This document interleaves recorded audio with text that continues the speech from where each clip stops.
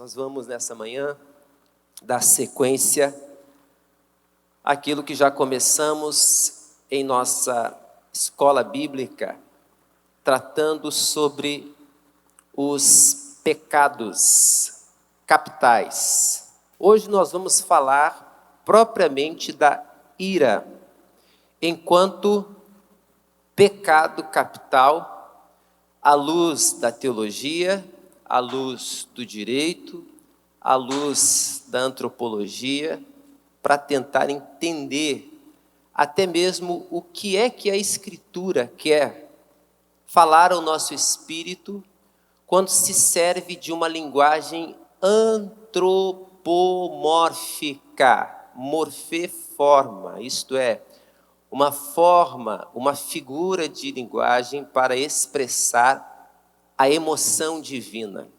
Será que Deus tem as mesmas emoções que eu e você possuímos? A nossa proposta aqui hoje é problematizar isso. Quem está acordado, diga amém. Coisa linda. Para quem vai nos assistir, certamente está acompanhando em casa, essa aula está sendo gravada. Compartilhe isso com pessoas, com amigos nas redes sociais, porque eu tenho certeza que essa lição será inolvidável. Em seu livro Inteligência Emocional, Daniel Goleman, ele ressalta que a ira, gente, é o estado emocional mais difícil de se controlar. Quando a sensação de perigo e raiva se instalam na mente humana, os batimentos cardíacos, eles aceleram, o sangue flui mais depressa e a explosão emocional é certa. Quem aqui nunca ficou irado? Levante a mão. Pastor, eu nunca fiquei zangado.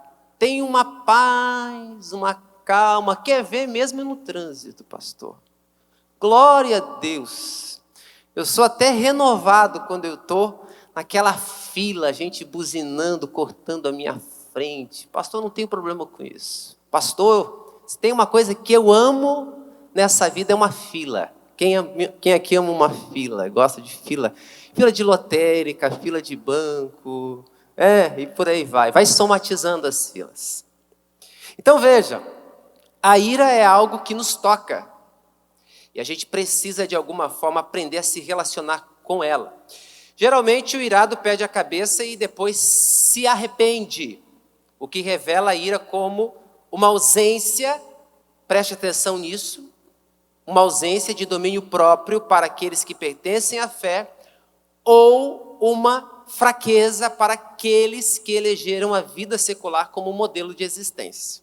Então, a gente precisa, de alguma forma, pensar isso a partir de duas perspectivas. A partir da perspectiva cristã, obviamente, e da perspectiva secular. Até porque nós estamos em vantagens em relação aos que não são da fé. Porque nós temos o Espírito Santo. E nós aqui vimos na série Temperamentos Transformados a ação e o modus operandi do Espírito de Deus sobre as nossas vidas. Vimos Paulo, colérico, Pedro, sanguíneo, Abraão, fleumático, Moisés, o melancólico, e o modo como Deus trabalhou na vida de cada um desses protagonistas que são arquétipos, isto é, modelos, que de alguma forma nos tocam, até porque a vida de Abraão não é a vida apenas de Abraão, a vida de Moisés não é apenas a vida de Moisés, a de Paulo e Pedro, ela de alguma forma pode ser uma representação da minha e da sua experiência cristã. Então, o Novo Testamento, por exemplo, amplifica a ira, destacando pelos lábios inequívocos de Jesus, que todo aquele que se irar contra o seu irmão estará sujeito a julgamento. E aí, é importante destacar que julgamento no texto grego é crisis, e o seu equivalente é sentença de condenação. Isso está lá, escrito em Mateus 5:22. Quer dizer, qualquer um que se ira contra o irmão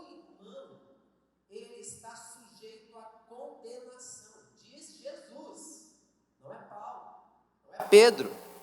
Jesus é quem fala isso. O que significa dizer que todo irado será sentenciado e condenado. Então o fato, gente, para a gente começar a desdobrar isso aqui, é que a ira, tanto em filosofia como em teologia, acaba se tornando um conceito polissêmico, isto é, possui vários significados, vários sentidos. Um exemplo, por exemplo, está na passagem neotestamentária, aqui aplicando isso com relação teológica. Lá em Efésios 4:26, o apóstolo Paulo diz o seguinte: irai-vos e não pequeis. Não se ponha o vosso sol sobre a vossa ira. E aqui no grego, ira é parorgismos, e possui o sentido de indignação, ira e exasperação. O que significa dizer que a ira, enquanto um start emocional impulsivo, ele pode ser controlado e governado pelo homem superior, que a Bíblia Sagrada vai destacar como sendo o homem regenerado, o homem convertido. Então, o homem de cima, o homem superior, o homem que está em Cristo, através do Espírito Santo, ele consegue sujeitar esse sentimento a Deus e vencê-lo. Todavia, o homem inferior, o homem de baixo, o homem adâmico, perde diante desse start emocional. Então, uns definem a ira como desejo de vingança, outros como sinônimo de ódio, diferenciando-a em função de sua transitoriedade, isto é, a ira é um sentimento volátil, ele vem e vai, ao passo que o ódio seria um estado de espírito duradouro. Então, se a gente for fazer essa leitura entre a ira e o ódio, a gente vai perceber que o ódio, em certo sentido, pode até mesmo fazer com que o objeto do seu ódio seja eliminado, destruído, sofra uma asepsia existencial. Eu odeio tanto o outro que eu quero, que eu desejo, que eu até rezo, eu até subo um monte, porque, veja bem, tocou no ungido do Senhor, e não vai ficar impune quem tocou no ungido do Senhor. Então eu vou orar, eu vou fazer uma campanha. Aliás, o último que se levantou contra a minha vida ficou paraplégico. Para que macumba, né, irmão? Para que macumba com essa concepção teológica? Então perceba que a pessoa canaliza também na religião, e aqui é a diferença entre o religioso e o espiritual. Qual é a diferença entre uma pessoa religiosa e uma pessoa espiritual? A diferença entre uma pessoa espiritual e uma pessoa religiosa é que uma pessoa espiritual pode estar no trabalho e no trabalho pensando em Deus, ao passo que a pessoa religiosa pode estar na igreja, mas pensando no trabalho. É aonde a sua mente se encontra. Espiritualidade é algo intrínseco à nossa experiência humana. É algo que nos reconecta com o ser sagrado, com o ser divino, com o Pai, com Deus. Essa é a distinção entre espiritualidade e religiosidade. Então, a religião muitas vezes acaba sendo um canal, um vetor, um veículo de condução do ódio. E aí, é claro, aqui eu estou trabalhando com uma categoria aristotélica de ato e potência. Se a ira, preste atenção nisso, é aquilo que é enquanto ato, e ato aqui acaba sendo um impulso, o ódio é em potência aquilo que vem a ser. Então, Começa com a ira enquanto ato e se converte em ódio enquanto potência. Caso a ira ganhe desdobramentos infindos, isto é, perde aquela volatilidade inicial e aí ganha concreção com ódio. Poderíamos pensar então, gente, na tríade, escute, ira, ódio e guerra. Para se ter uma ideia, entre ira e guerra, né, ela é mais antiga do que a própria Bíblia hebraica, essa junção, esse conúbio. Ela aparece, por exemplo, em uma das mais antigas obras literárias do mundo, chamada a Ilíada. A Ilíada é a história da guerra de Troia. A tradição diz que o poema épico foi escrito pelo poeta grego Homero, aproximadamente, veja, no século 9 a.C., gente. É uma obra extremamente antiga e se refere a eventos que podem ter ocorrido 200 anos antes de Cristo. Então, veja que interessante, a primeira palavra do texto da obra revela já o seu tema. Qual? A ira. A obra trata da ira de Aquiles e do que ele fez e da fúria que se manifesta com poder no andamento das suas ações, mas que também o levou à destruição, porque a ira é um sentimento que leva a pessoa à destruição. Então veja, uma coisa muito importante a se destacar é que a condenação do pecado da ira, ela não é exclusiva apenas do cristianismo, gente. Não são os cristãos que tratam apenas da temática ira. Escute isso aqui. Todas as religiões do mundo, de alguma forma, rotulam a ira como uma transgressão temerária. No judaísmo, por exemplo, os rabinos, eles comparam a ira a uma chaleira de água fervente, que ao transbordar, torna-se imprevisível, pois não se sabe para onde a água vai, nem quem ela vai queimar. Em contrapartida, no islamismo, destaca-se que a nossa melhor parte é a que mais demora a se irar, e a nossa pior parte é a que mais demora a superar a ira. No Antigo Testamento a gente vai encontrar 5 palavras que transmitem a ideia de ira. 5. Vai estar aparecendo para você aqui, você que está em casa vai ter oportunidade também de visualizar os termos. São 5. Haron, Af, Remá, Hebra e Ketzef. Eu vou desdobrar cada um desses conceitos à luz do Antigo Testamento para que os senhores entendam o impacto da ira na vida humana. Primeira palavra, gente, é Haron. Haron ou Harar. Aparece no Antigo Testamento por mais de 100 vezes. O vocábulo traduz a ideia de uma fisionomia transformada pela ira. Sua primeira ocorrência fica no diálogo entre Deus e Caim, depois que a oferta deste fora repelida pelo Senhor, porque não é toda oferta que Deus aceita, não sei se vocês sabem. Deus, antes de olhar para a sua oferta, olha para o ofertante. Deus olhou para o ofertante Abel, e aí depois olhou para a sua oferta.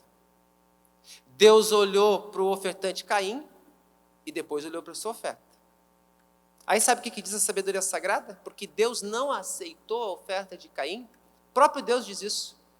Irou-se, pois, sobremaneira Caim. Gênesis 4, 5 e 6. E descaiu-lhe o semblante. Então lhe disse o Senhor: por que andas irado? E por que descaiu o teu semblante? Veja. A fisionomia, o rosto de Caim não era mais o mesmo, em função da prosperidade de Abel. A gente já viu aqui que inveja é pecado capital, e que inveja é pecado dos pares. Jogador de futebol não tem inveja de piloto de Fórmula 1. Pugilista não tem inveja de jogador de futebol. Veja, pecado dos pares. Caim ficou com inveja de Abel. Inveja é o pecado dos olhos. E não, veja, isto é, cega o ser humano a ponto de impedir de vê-lo as suas próprias qualidades que lhe são intrínsecas, de modo que cai na armadilha da comparação, porque passa a observar o quinhão do outro e não olha para aquilo que Deus o deu. Portanto, torna-se ingrato. Então o semblante de Caim descaiu, e Deus disse: porque anda irado, Caim? E aí vocês já conhecem a história, a forma com que Caim trata essa situação, covarde por sinal, faz um convite para Abel, o leva para o campo e chegando no campo o assassina. Cuidado com os convites que você recebe. Nem todo convite é benigno. Existem convites capciosos. A pessoa não lhe convida porque ela lhe ama, porque ela lhe quer bem. É porque de alguma forma ela quer cometer um assassinato simbólico, com a sua reputação, com a sua imagem. Então, preste muita atenção nisso. E aí, Charles Lebron, ele vai dizer que a expressão é uma marca do movimento das almas que torna visíveis os efeitos da paixão. Hoje já existem estudos, gente, na psicobiologia e psicofisiologia com enfoque no rosto humano, confirmando que a sabedoria sagrada há séculos já nos revela. Provérbios 15, 13. Coração alegre formoseia o rosto. Quer dizer, quem é sensível à leitura facial não precisa nem de palavras para decodificar o estado da alma do outro.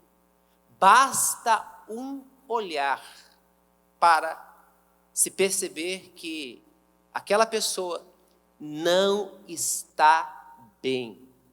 Por isso que Paul Ekman acabou se tornando uma autoridade no estudo da face, porque ele descobriu que existem expressões que são universais. E ele partiu do pressuposto, inclusive estudando tribos isoladas na antropologia e a psicologia, para decodificar a questão de que existem expressões universais. Por exemplo, raiva. Você já viu o semblante de uma pessoa com raiva? Ela range os dentes, irada, colérica. Raiva. Raiva é um sentimento universal, gente. Ódio, desejo de extermínio do outro. Alegria. Alegria também é universal. Só que na perspectiva cristã, a alegria não é apenas um sentimento, mas é fruto do Espírito, como diz Paulo em Gálatas 5:22. Acaba se tornando uma espécie de estilo de vida para o cristão, porque o cristão não precisa esperar o final de semana para se alegrar. Por que não, pastor? Porque nós temos o Espírito Santo de Deus. Por isso nós somos alegres. Essa é a distinção. Então, ele descobriu que esses sentimentos são universais. Eu poderia aqui elencar uma outra série de leituras faciais, mas vou avançando porque o tempo aqui não vai me permitir trabalhar com os senhores tudo aquilo que a gente deseja. Então, vou me concentrar, para quem está chegando, nos 5 conceitos da palavra ira no Antigo Testamento, que é Haron, Af, Remá, Ebrá e Ketsef. Então a gente já viu o primeiro, Haron. O segundo é Af. Veja, esse termo, gente, ele vai aparecer mais de 200 vezes, e de acordo com a psicologia semítica, essa forte emoção tem uma ligação direta com narinas. Preste atenção, narinas.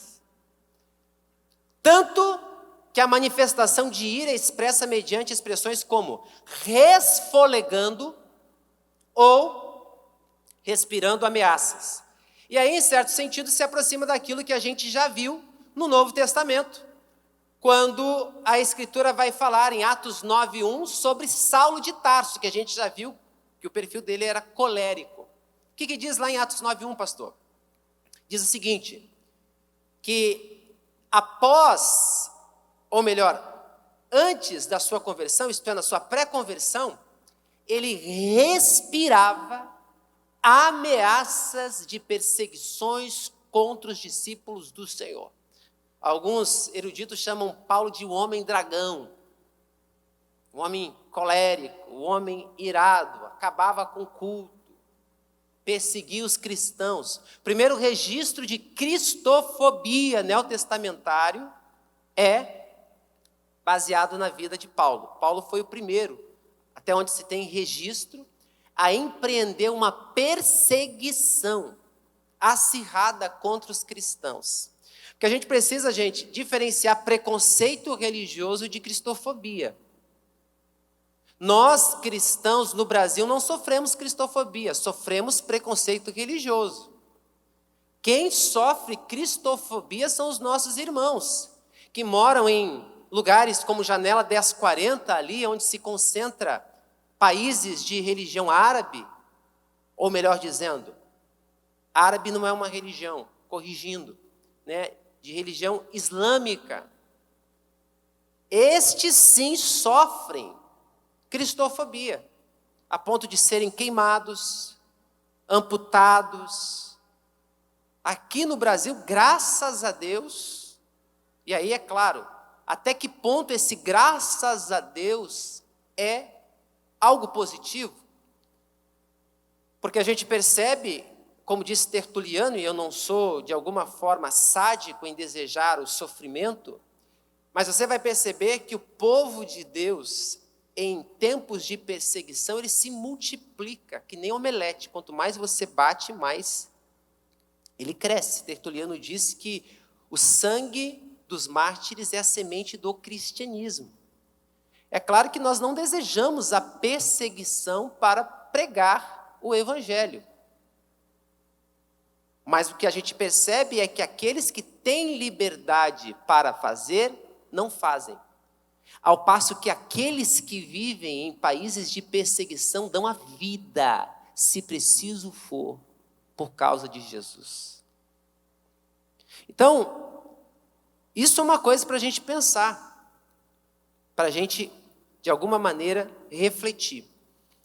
E aí, gente, agora, voltando para cá, para a gente não perder o foco, quando a gente começa a observar o comportamento de Paulo em relação à ira, o que fica claro é que ele era realmente alguém que desejava o extermínio dos cristãos. Isso é cristofobia. E aí, por que a gente precisa fazer algumas leituras relacionadas a isso? Porque uma coisa muito importante de se destacar ao tratarmos da ira é que a ira pode se manifestar enquanto temperamento inato, ou como fruto de uma experiência cultural advinda do meio social onde se está inserido. A gente já viu que o meio não determina, mas ele influencia. Não é porque uma pessoa nasce, por exemplo, numa comunidade, numa favela, sei lá o que você queira denominar, é que a pessoa vai sofrer ou vai ser uma pessoa, um facínora, né? Um bandido, um traficante, etc. O meio pode influenciar, mas não determina. Ponto. Isso tem que ficar claro para a gente. Muito claro para a gente. Então, dependendo do lugar onde você está, imagina você dentro de uma empresa, onde você é, de alguma forma, eu estou falando isso em termos naturais, porque em termos crísticos, obviamente, há uma graça especial dada da parte de Deus para pessoas para, de alguma forma, superar tais situações. Mas como a gente viu aqui, é óbvio que, dependendo da situação, uma pessoa que tenha perfil de colérico, ela não vai deixar barato. Ela não vai deixar barato. O fleumático aguenta tudo tranquilo, leva tudo numa boa, sabe? Tá tudo vamos usar aqui um termo oriental, zen para o fleumático. Agora vai fazer isso com o colérico. Tanto é que Paulo, olha só, dois grandes homens de Deus, Paulo e Pedro, Pedro sanguíneo e Paulo colérico. O Barnabé, que é uma das figuras mais extraordinárias do Novo Testamento, que inclusive apresentou Paulo para o ministério, se irmanou com Pedro a ponto de dissimular com Pedro, porque Pedro era o seguinte, sabe como é que Pedro fazia? Pedro era aquele cara que dizia que todo mundo tinha que ser que nem o judeu, comer que nem o judeu, se comportar que nem o judeu, e falou isso que os gentios também tinham que fazer isso. Só que ele dissimulava. Quer dizer, o camaleão, crente camaleão, né? Com os gentios eu sou uma coisa, mas eu quero que eles vivam como eu vivo, então, mas eu dissimulo. E com os judeus, mesma coisa. Aí Paulo, quando percebeu isso, olha só Paulo, gente. Paulo, quando viu que Pedro não se comportava de acordo com o evangelho que ele recebera de Jesus, ele resistiu face a face Pedro. Pedro é uma das colunas da igreja, gente. Paulo disse o seguinte, vem cá, e aí? Qual foi? Por que tu está nessa? E aí?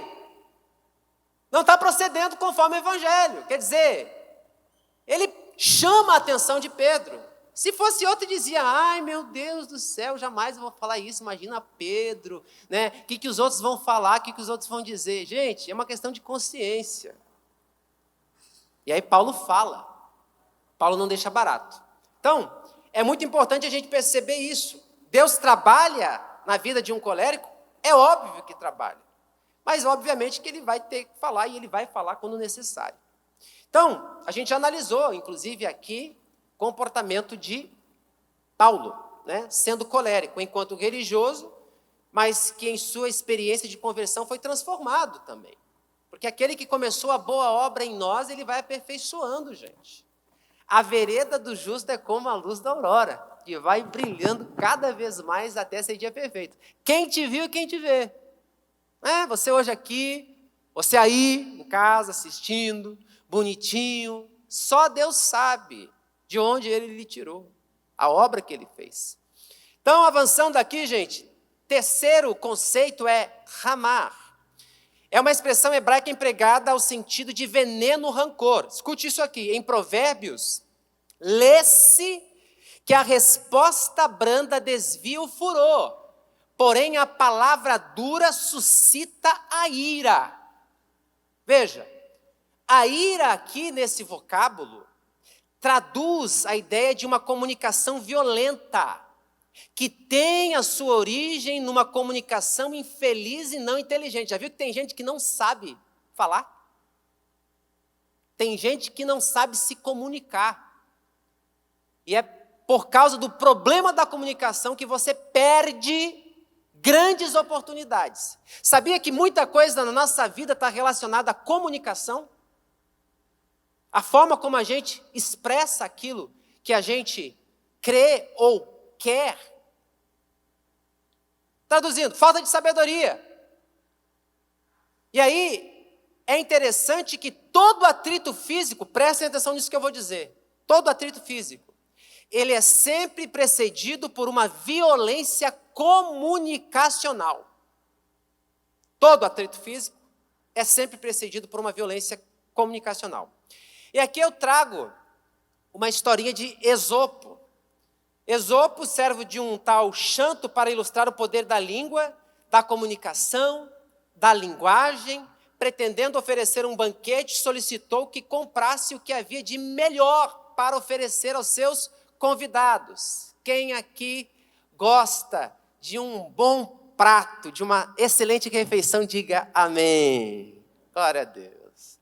Aí, qual que é o melhor prato? Língua.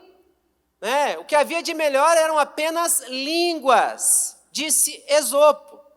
E ele mandou preparar com tudo que era espécie de molho. Eu sei que tem gente que não gosta de língua, gente, aqui, mas tem gente que gosta. Quem é que gosta de língua? Vamos ver. Ninguém gosta de língua aqui? Ali tem gente que gosta de língua. A famosa rabada. Quem gosta de rabada? Ó. Bucho! Ninguém gosta de bucho. Tem gente que gosta.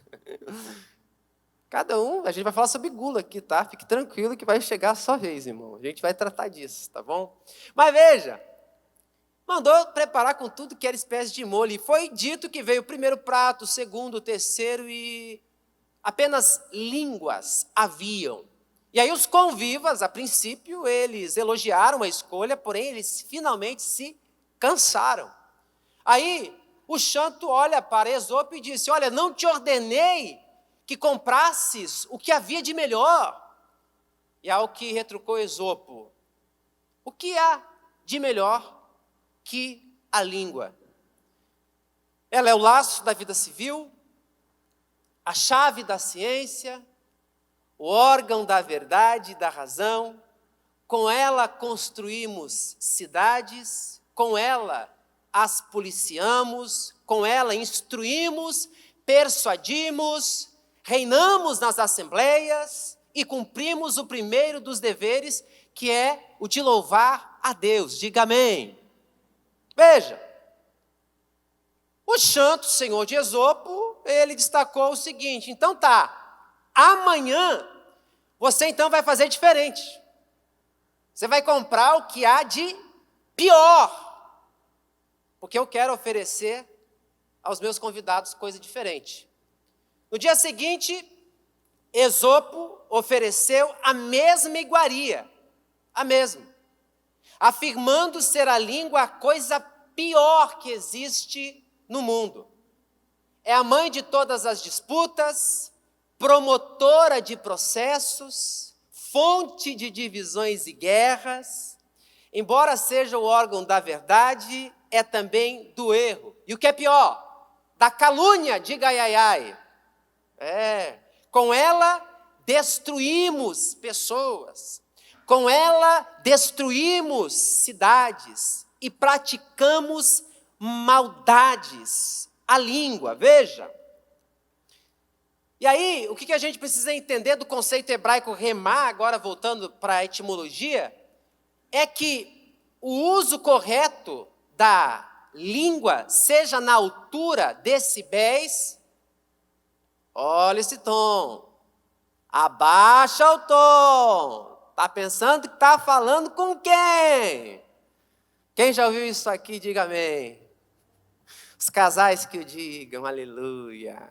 Bendito seja o nome do Senhor. Decibéis, altura. E também a construção fraseológica, que é a oração, muitas vezes utilizada para construir certas palavras. Provérbios 17, 28 diz o seguinte: que até o tolo, queridos, quando ele fica calado, ele é tido por sábio. E aí eu trouxe aqui, eu não sei, quem aqui tem Netflix em casa? Levante a mão, vamos ver. Tem Netflix. Quem aqui já assistiu o filme O Silêncio? O Silêncio, ele é um filme de 2019. Eu vou dar aqui um pequeno spoiler para vocês. O Silêncio, gente, ele foi um filme de John Leonotti, e ele começa com uma expedição mal sucedida, em uma caverna na qual ocorre um deslizamento e diversas criaturas que mais aparecem como morcegos monstruosos, que voam com as mãos, enxergam com os ouvidos e dormem com a cabeça para baixo. Esses morcegos, essa espécie de morcego no filme, são monstros, são libertados. E aí o filme mostra um ataque em massa que resulta na morte de milhares de pessoas nas mais diferentes cidades dos Estados Unidos. Em tese, a ideia central do filme é mostrar que, embora as criaturas sejam cegas, isto é, destituídas de algumas habilidades das quais nós, seres humanos, usufruímos, elas acabam sendo compensadas pela natureza por uma exímia audição que localiza com precisão tudo o que emite som e que se movimenta. Então veja, o que o filme nos mostra é que diante de certos cenários, a sobrevivência está intrinsecamente vinculada ao silêncio. Diga comigo, silêncio. Silêncio. Escute isso aqui que eu vou dizer nessa manhã. Silêncio é a expressão mais verdadeira e efetiva de coisas inomináveis. E a tomada de consciência de que há determinadas experiências para as quais a linguagem não serve, não alcança e, portanto, não toca. Você sabia que existem momentos que a melhor coisa que você faz é ficar quieto? Você sabia que existem contextos da nossa vida que a melhor coisa que você faz é ficar em silêncio? Porque quem vive debaixo da ditadura das respostas imediatas, da necessidade compulsiva de reagir quando pressionado, além de cometer muitos erros, certamente dará lugar àquilo que nós estamos estudando, a ira. É muito importante a gente destacar e dizer que só o silêncio, às vezes, pode preservar a sabedoria quando somos ameaçados, criticados e injustiçados. Salomão diz que o tolo tira satisfação. Está falando de mim, pastor. E aí eu fui lá e, é claro, né, imagina, eu fui lá e timei, né? Cheguei e disse aí, o que tu está pensando? Tu acha que está falando com quem? O tolo tira satisfação. O sábio se cala. Deixa a pessoa se debater. Deixa. Vai chegar uma hora que ela vai cansar.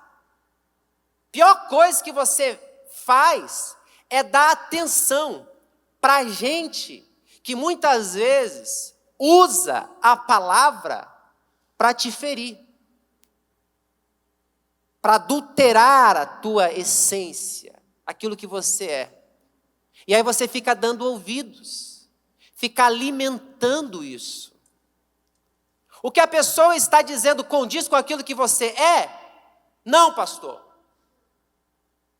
Então eu não entendi por que você está prestando atenção e dando uma atenção absolutizada a alguma coisa que não condiz com a realidade.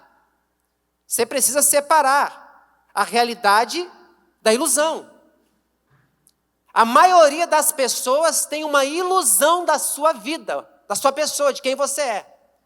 Porque só quem te conhece realmente, meu irmão e minha irmã, é o Criador dos céus e da terra. Nem os teus parentes te conhecem tão bem quanto Deus.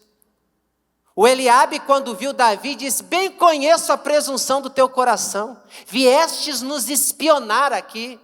Eu sei quem tu é, Davi. Sabe de nada, inocente. Sabe de nada.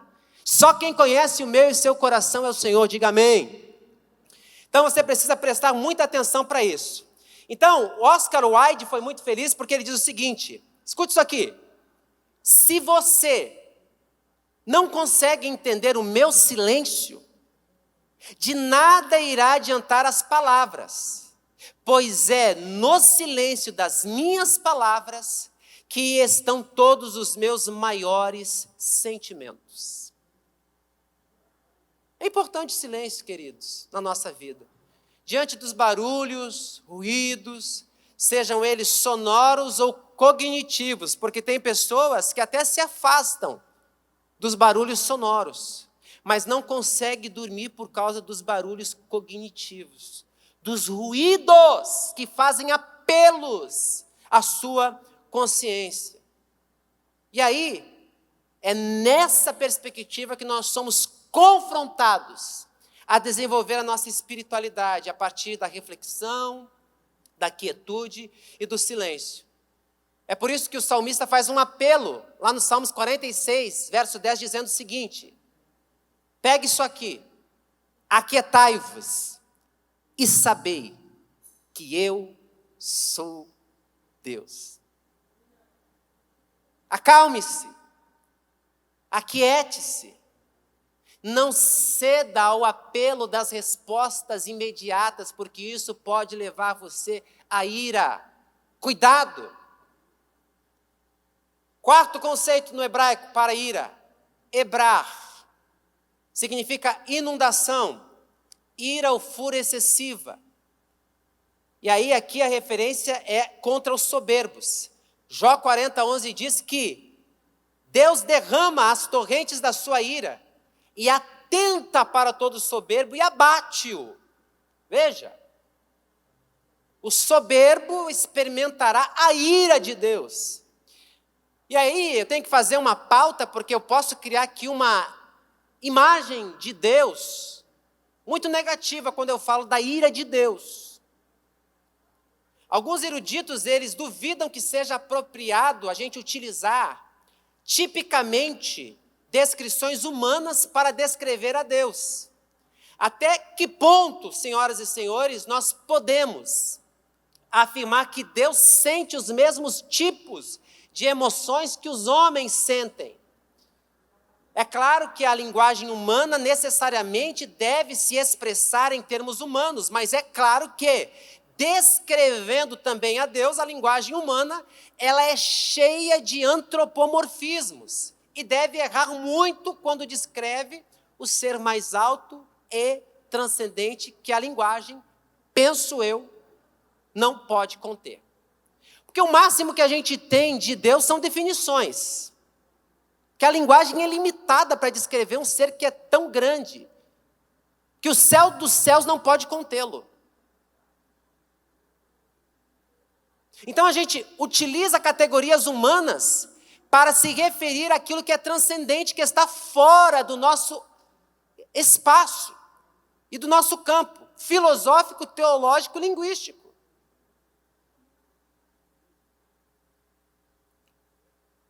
Então, quando a gente fala da ira de Deus, é importante destacar que a gente usa a ira de Deus como um termo técnico para significar o julgamento de Deus. E os seus resultados, eles não descrevem necessariamente a emoção que o ser divino sente. Portanto, o termo ira e o seu uso é limite natural do dilema antropomórfico. Pastor, o senhor falou línguas estranhas, porque eu nunca ouvi falar sobre esse conceito. Antropomórfico. Que demônio é esse, pastor? Que entidade maligna é essa? Antropomorfismo é uma figura de linguagem que a gente utiliza para expressar a emoção divina, tendo como exemplo a nossa. Por exemplo, a gente diz que Deus não está com os ouvidos agravados para que não possa nos escutar, mas Deus não tem ouvido. Nem a sua mão está encolhida. Deus não tem mão, Deus não tem braço.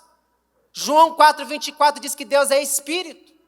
Então eu utilizo uma linguagem homem, morfê, forma. Uma forma de linguagem humana para tentar expressar Deus.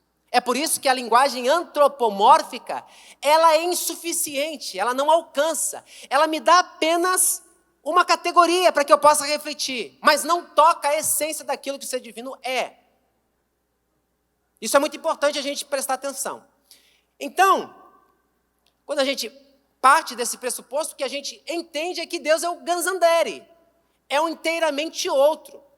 E o Antigo Testamento mostra-se claríssimo ao ensino que somente Deus tem autoridade de vingar-se dos erros cometidos pelos homens contra os seus semelhantes. Porque todas as vezes que o ser humano vai se vingar e vai se irar, não dá certo, gente. Os resultados são contraproducentes. É linchamento, sabe? São coisas horrendas que o ser humano faz quando dá lugar à ira. Porém, o certo, gente, é destacar que a ira de Deus, mesmo quando severa, ela é uma expressão de seu amor, porque opera o plano que o amor de Deus fez em favor dos homens. Então, o certo é que a ira de Deus castiga, mas também limpa, corrige e também restaura. Logo, o julgamento tem um aspecto remedial e restaurador, e não apenas retributivo. Muito bem, e agora me dirijo para o quinto conceito, que é Ketsef. Ketsef, gente, é um termo, Ketsef, que aparece mais de 27 vezes no Antigo Testamento e é utilizado para expressar a ira de Deus. O termo hebraico expressa a indignação divina contra as injustiças e os pecados realizados pelo seu povo. Como eu falei, é uma linguagem antropomórfica. Ezequiel 7,19 diz o seguinte: sua prata lançará pelas ruas, e o seu ouro lhe será por sujeira. escute, nem a sua prata, nem o seu ouro os poderá livrar no dia da indignação, do Quetzef do Senhor. O que significa dizer que a justiça divina, gente, ela sobrepuja a justiça humana, uma vez que ela não se permite corromper por propinas, o que significa dizer que Deus não é subornado. Então a pergunta é, quem poderá livrar o malvado no dia da ira do Senhor? Quem? O teólogo da ira, como eu já falei aqui, que é Paulo, ele diz lá em Romanos 1,18 que a ira de Deus se revela do céu contra toda a impiedade e perversão dos homens que detêm a verdade pela injustiça. O que, parafraseando, significa que a ira divina, o orgê no grego, que não está relacionada a uma explosão de sentimentos, mas a uma atitude de indignação, prevalecerá sobre qualquer injustiça cometida debaixo dos céus. Assim, tanto que Quetzef como orgê são equivalentes para expressar a indignação de Deus contra toda a injustiça humana. E aí, preste atenção porque eu vou dizer. Essa interface entre a ira divina e a ira humana é necessária para demonstrar que a ira do homem não opera a justiça de Deus, como está escrito em Tiago 1,20. É por isso que lá em Romanos 12, 19 a 21, Paulo vai dizer o seguinte: não vos vingueis a vós mesmos, amados, mas dai lugar à ira, isto é, a ira divina, ao orgê de Deus, porque está escrito, a mim pertence a vingança e é eu que retribuirei. Pelo contrário, se o teu inimigo tiver fome, dá de comer, se tiver sede, dá de beber, porque fazendo isso você vai, de alguma forma, tranquilizar a sua consciência, aqui representada pelas brasas vivas, que é o fogo, que purifica. E aí encerra dizendo, não te deixes vencer o mal, mas vence o mal com o bem. Escute aqui o que eu vou dizer, você jamais vai vencer o mal utilizando as mesmas ferramentas do mal. Você só vai vencer o mal com o bem. E essa última parte aqui do texto é o que me toca. Por quê? Não te deixes vencer o mal, mas vence o mal com o bem. Porque um ego ferido, ele torna-se carrasco do outro. A diferença entre um eu e um ego ferido é que o eu ferido, a identidade ferida, tende a ressignificar o maltrato, elevando com nobreza diante do outro em decorrência da sua situação. Agora, ao passo que um ego, gente, adulterado, ele nada propicia de bom, porque ele não vai conseguir equalizar relações desarmoniosas. O ego ferido, daí a palavra egocentrismo e egoísmo, tende muitas vezes a tratar um outro ser humano criado à imagem de Deus como um não ser, portanto uma não pessoa, uma coisa. E aí, o que eu quero agora encerrar a reflexão, o horário infelizmente de alguma forma não nos permite avançar, é o seguinte: por que a ira do homem é um pecado capital e a ira de Deus é uma virtude divina? Pensem. Por que a ira do homem é um pecado capital? E por que a ira divina é uma virtude? E aí é aquilo que eu destaquei. No sentido antropológico, é porque a ira do homem quase sempre ela é contraproducente.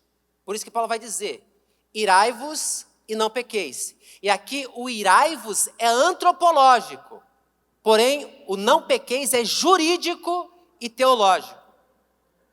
Portanto, o pecado da ira é quase sempre trágico em sentido jurídico. É por esse motivo que um cristão jamais deve se irar se ele próprio é vítima de injustiça. Escute isso aqui. Quem aqui já foi vítima de injustiça? Levante uma das mãos. Deixa eu ver. Pastor, eu já fui vítima de injustiça. Escute isso aqui. Quando o injustiçado é você, a ira não cabe como motivação para a resposta. E não cabe como motivação de resposta, porque a ira se manifesta na pessoa humana quase sempre com uma violenta descarga emocional sobre a esfera psíquica, cegando a razão e privando o bom senso do discernimento correto, levando em muitas vezes um agente, agora estou usando uma linguagem jurídica, ao ilícito. A Escritura diz que um abismo chama outro abismo. Digamos que um homem e uma mulher cometem adultério. O companheiro, ao invés de resolver a demanda, quantifica assassinando a esposa. Ou seja, um abismo chamou outro abismo. Destarte que o adultério ativou a ira e a ira o assassinato. Logo, a ira humana não operou nem a justiça humana e nem a justiça divina. É por isso que no direito nós encontramos a expressão ira subsumida ao viés jurídico de violenta emoção. O artigo 121 do Código Penal, inciso 1º, fala sobre crime impelido por motivo de relevante valor social ou moral ou sob domínio de violenta emoção. Ao passo que o artigo 65, inciso 3, a linha C, fala sobre crime cometido sobre influência de violenta emoção. Ou seja, o pecado da ira, enquanto violenta emoção, além de provocar o ilícito, não gera um excludente de ilicitude. O que é excludente de ilicitude, pastor? Excludente de ilicitude é um mecanismo previsto no Código Penal que estabelece a possibilidade de uma pessoa praticar uma ilicitude sem que se considere isso uma atividade criminosa. Então, como destacado, o pecado da ira, enquanto violenta emoção, além de provocar o ilícito, não gera um excludente de ilicitude, isto é, como diz o artigo 28 do Código Penal, não excluem a imputabilidade penal. Parafraseando, eu encerro e eu quero que você fique de pé. Escute o que eu vou dizer. Todo pecado cometido pela ira não ficará sem punição, como reza um texto judaico. A ira começa com uma loucura e acaba com um arrependimento. Bíblia King James, Provérbios 19:11. Sábio é o homem que consegue controlar o seu gênio, e sua grandeza está em ser generoso e perdoador a quem ofende. Ou, como diz a NVI, a sabedoria do homem está na paciência e na glória de ignorar ofensas. Levante a mão.